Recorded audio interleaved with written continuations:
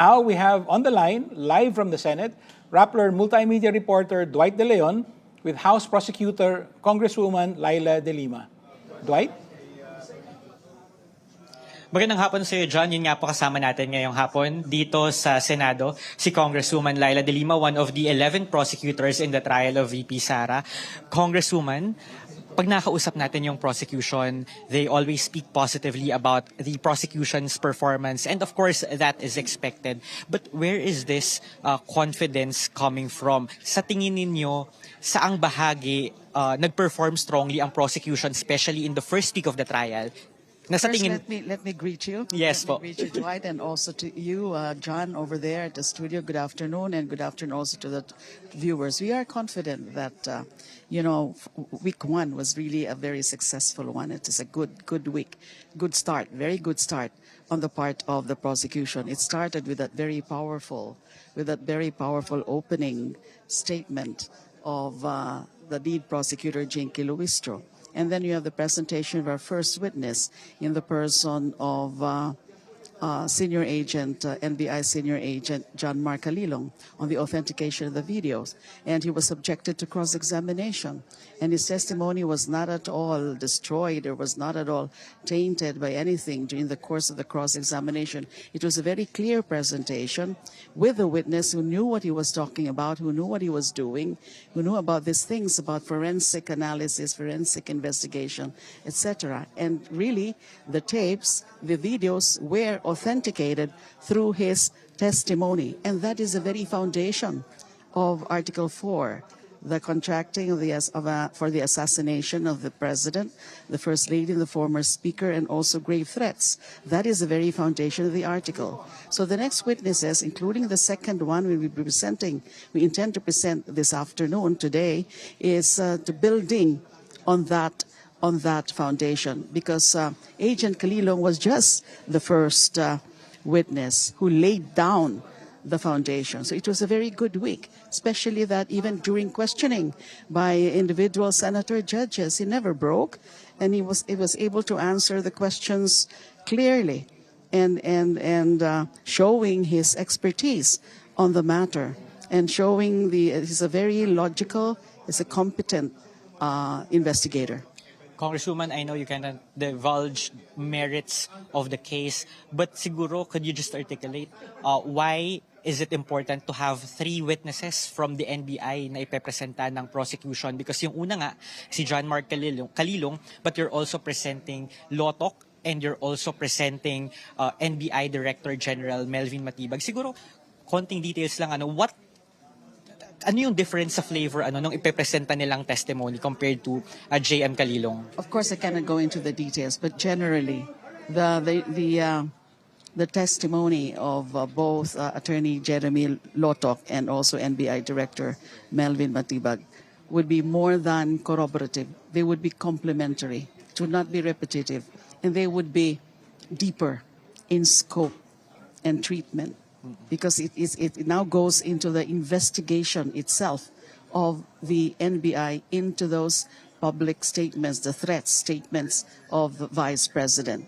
So we expect it to be deeper, and we expect it to really cover how the hows and the whys of the NBI investigation, why they decided, they initiated the investigation, and what's the investigative process that was undertaken, the methodology used in evaluating the statements. So that would be, and of course, a broader overview of the investigation by both Attorney Lotok and Director Melvin Matibag. Let's talk about Zuleika Lopez, the Chief of Staff of the Office of the Vice President.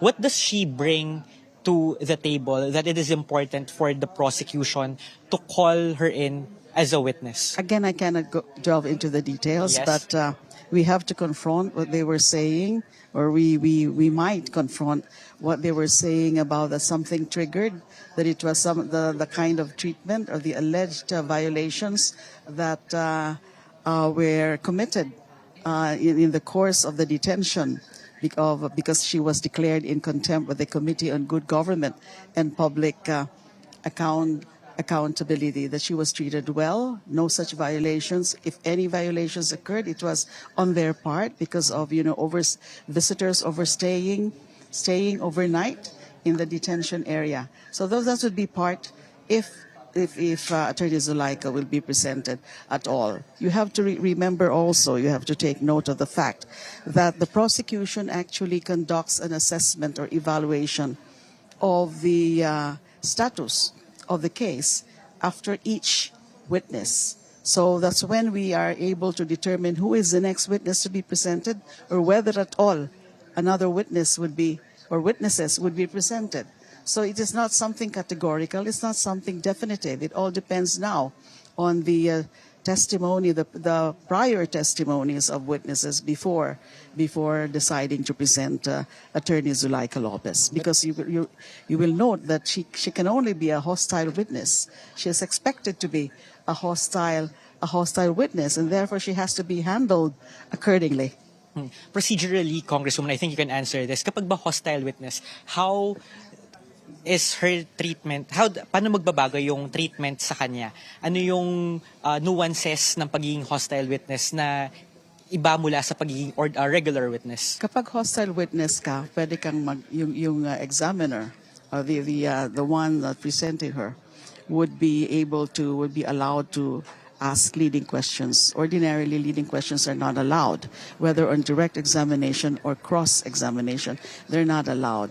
But if somebody qualifies as a hostile witness and has been qualified as such, as a hostile witness, kasi meron muna yan mga preliminary questions to establish her being as a hostile witness, then leading questions, kasi it is through leading questions that you're able to really extract direct answers. Okay. So that's the advantage. Okay. At Congresswoman Leila, John sa studio, I think, has questions for you also. John? First of all, yes, John. Kong Leila, it's very good to interview you outside of your detention center. Thank you for making time. Yes. Thank you also. Thank you for having me.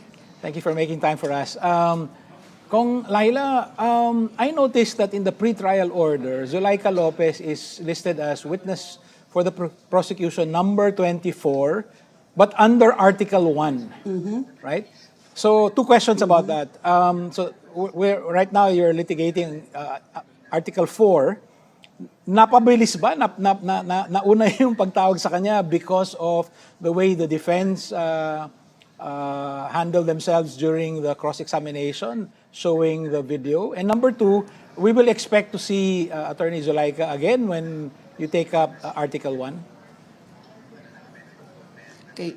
Yes and no with respect to your first question about napadali, Okay. yung pag-present kay Attorney Lopez. Yes, she is listed under Article 1 and not necessarily under Article 4, but nothing would preclude the prosecution from presenting her also in any of the articles.